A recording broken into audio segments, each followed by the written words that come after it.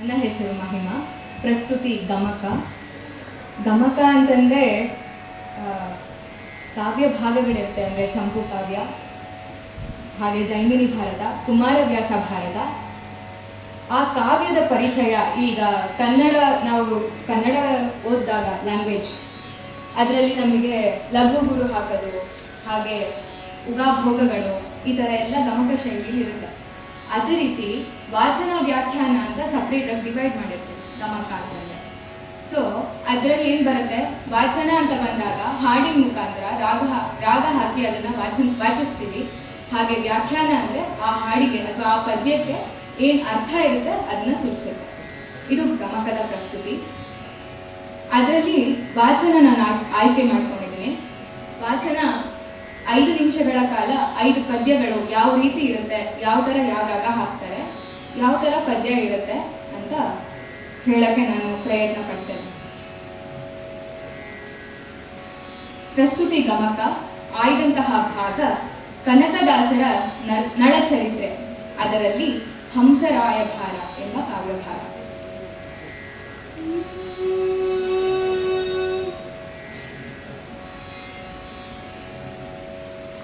ಮರಣ ಹುತ್ತವನೇರಿದರ ಸಂಗರದಿ ದೈನ್ಯಂ ಬಡುವರ ಆಯುಧ ಮುರಿದ ಬರಿಗೈಯವರ ನೀರೊಳು ಹೊಕ್ಕು ನಿಂದವರ ತರುಣಿಯರ ಮರೆಗೊಂಡವರನು ಇಬ್ಬರಲ್ಲಿ ಮುರಿದೋಡುವರ ನಿದ್ರಾಭರದೊಳಿರ್ತರ ಕೊಲ್ಲುವುದು ಉಚಿತವೇ ಎಂದುದು ಪಕ್ಷಿಗೆ.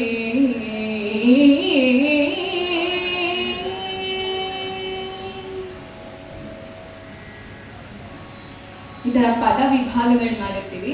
ಆಗ ವಾಚನ ಹೆಂಗ್ ಬರುತ್ತೆ ಅಂತ ತಿಳ್ಕೊಳ್ಳೋದೆ. ವ್ಯಾಖ್ಯಾನ ಇಲ್ದಲೇ ಇದ್ರೂ ಅರ್ಥ ಆಗುತ್ತೆ ಅಂತಂದ್ರೆ ಅದಕ್ಕೆ ಅದೇದಾದಂತಹ ರಾಗಗಳು ಹಾಕಿರ್ತೀವಿ. ಇದಕ್ಕೆ ಇದೇ ರಾಗ ಇರಬೇಕು.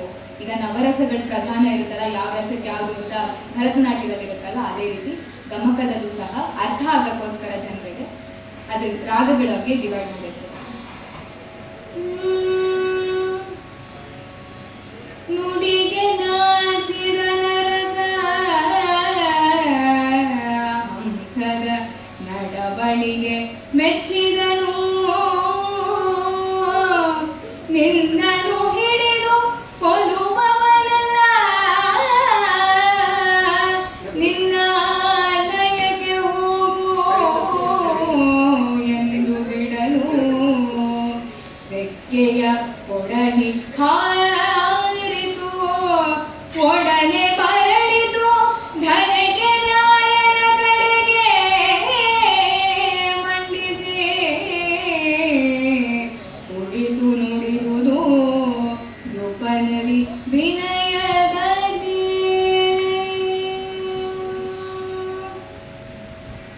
ಭೂರಮಣ ಕೇಳ್ ಅಸುವ ಕಾಯ್ದು ಉಪಕಾರ ಮಾಡಿದೆ ನೀನು, ನಿನಗೆ ಉಪಕಾರ ಮಾಡುವೆನು ಅದೇ ನಂತರ ಬೆಸಗೊಂಡ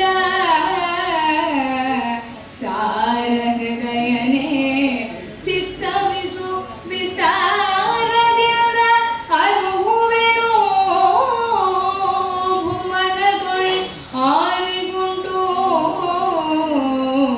ಈ ಪರಮ ಸುಕೃತಗಳ್ ಭುವನದೊಳ್ ಆರಿಗುಂಟು ಎಂದುದು ಆ ಪಕ್ಷಿ.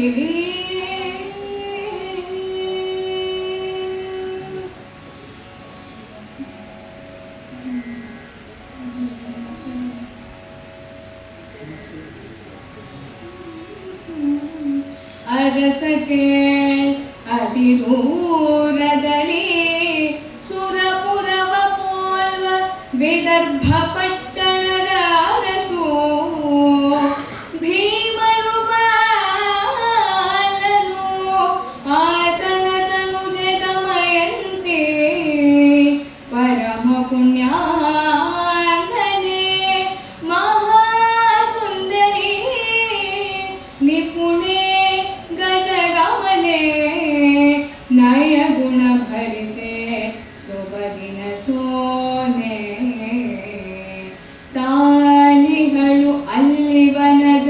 ಸಾಕ್ಷಿ ತಾನಿಹಳು ಅಲ್ಲಿ ವನಜಾಕ್ಷಿ. ಕೊನೆಯದಾಗಿ ಒಂದು ಪದ್ಯನ ಹಾಡಿ ನನಗಿಲ್ಲಿ ಅವಕಾಶ ಮಾಡಿಕೊಂಡ್ರೆ ತಮ್ಮೆಲ್ಲರೂ ವಂದಿಸುತ್ತಾ ನನ್ನ ಈ ಸೇವೆಯನ್ನು ಇಲ್ಲಿಗೆ ಮುಗಿಸ್ತೇನೆ. ಪೊಗಳಲ್ಲಳವೇ ಸತಿಯ ಚೆಲುವಿನ ಬಗೆಯ ಪೊಗಳಲ್ಲಳವೇ ಭಾವಿಸಿ ನೋಡಲ್ ಅತಿ ಸೋಜಿಗವು ನೆರೆದ ಮಯಂತಿ ಯೌವನ ರೂಪರೇಖೆಯಲಿ ನಗೆ ಮೊಗದ ಪೊಂಬೊಗರ ಮಿಂಚಿನ ಬೊಗಸೆ ಗಂಗಟ ಸೆಳೆ ನಡುವ ಸೆಳ್ಳುವರ ಬೆಡಗಿನ ಕಾಂತೆ ರಂಜಿಸುತ್ತಿರ್ಪಳು